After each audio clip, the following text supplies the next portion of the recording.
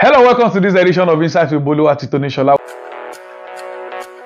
Our prediction last week entered offside, but this weekend we shoot again, and the pick of the bunch amongst all the matches we have has to be the big game at Anfield. But before that, let's just talk about a few fixtures in the Italian Serie A. We have Juventus taking on Genoa. That's definitely going to be an exciting match to look out for. Juve started well against Parma, so let's see how far they can go this weekend. Inter Milan, those guys are not joking. They started like a house on fire.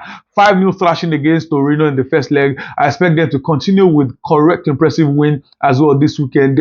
AC Milan, losing to newly promoted Cremonese last weekend. They would want to bounce back. Unfortunately for them, they're going away to Lecce, who are not newcomers. Expect a tough task for AC Milan in that game away to Lecce. And let's talk about the Spanish La Liga. Real Madrid 100%. They've not considered a single goal. Kylian Mbappe scoring lots of goals for fun. This time around, they're playing at home to Mallorca.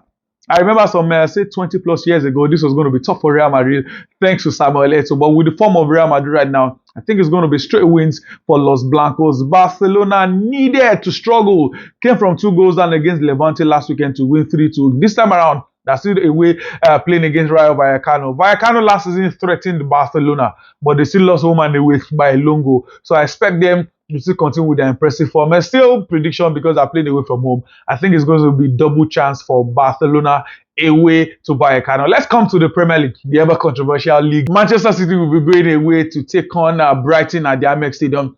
It's going to be tough. Last weekend, surprise lineup for Pep Guardiola, and it showed at the end of the day they lost out 2-0 at home to Spurs. This time around against Brighton, I think they would score. Win may be a bit far-fetched, but I think they're going to get a goal away to Amex at the Amex Stadium. So maybe you can go for goal between Brighton and Manchester City. Chelsea will be playing a London derby against Fulham. You know, like they say in derby matches, form doesn't really matter. It is thrown out the window. It's going to be very, very interesting game here. I think you can also go for another goal between Chelsea and Fulham.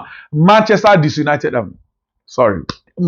United. They'll be playing against Burnley. This is one of those games that may end goalless. It may end by a long goal. But I want to make the bold call. I think Manchester United should get their first win in the Premier League for this season. Then if they don't win, all is lost for the Red Devils with that. But the biggest game across Europe this weekend has to be Liverpool at home against Arsenal. I won't be talking too much on this one. Before I make my call, let's listen to the amazing Kingsley Akpan, who was fully analyzed the game for us before I come and give my take on the game. Hi guys, Amazing Kingsley right here.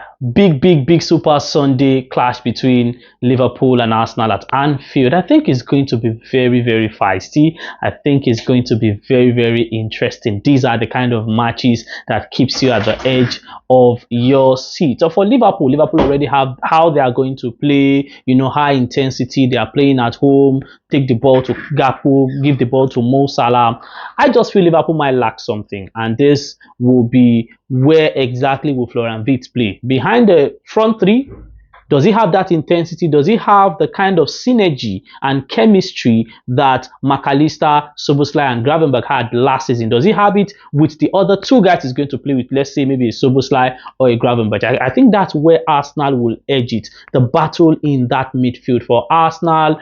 Martin Odegaard should be back from the shoulder injury, having Zubimendi and Declan Rice in that midfield. I think this Arsenal will probably, you know, carry the day and win it. And Arsenal defense is so solid that I don't think Ekitike will be able to have one over Saliba and Gabriel Magalhaes. Don't forget Llorente and Calafiori will also add goals via, you know, aerial threat. Liverpool's defense looks a bit shaky. If Arsenal have those corners and free kicks, they will get goals from it. So by and large, yes, no Bukayo Saka out, hamstring injury, but there's a Bere Chieze in Arsenal right now. There's Noni Madueke, there's Victor Gyökeres, and you see there are guys who can get the job done. Leandro Trossard, Gabriel Martinelli. With this strike force, I think they have more than enough to hurt Liverpool. Don't forget that Liverpool also have issues with their right back situation. I don't think Conor Bradley is ready. Frimpong is also out injured. So hey, Arsenal would exploit that, especially if Mikel Arteta gets to start a very cheesy. So by and large, yes, a game with so much goals, I think it will end Liverpool 2, Arsenal 3, or maybe Liverpool 1, Arsenal 2. It will have goals, but Arsenal should edge it, scoring more goals than Liverpool at Anfield. So hey, Liverpool guys, expect a shocker. Arsenal, will be winning at Anfield this weekend. Yeah, let's also listen to Temisa Okomi add his analysis to this game. Okay, here's what I think will happen. First half will be particularly important for Liverpool because I think it's Anfield. The crowd will be buzzing.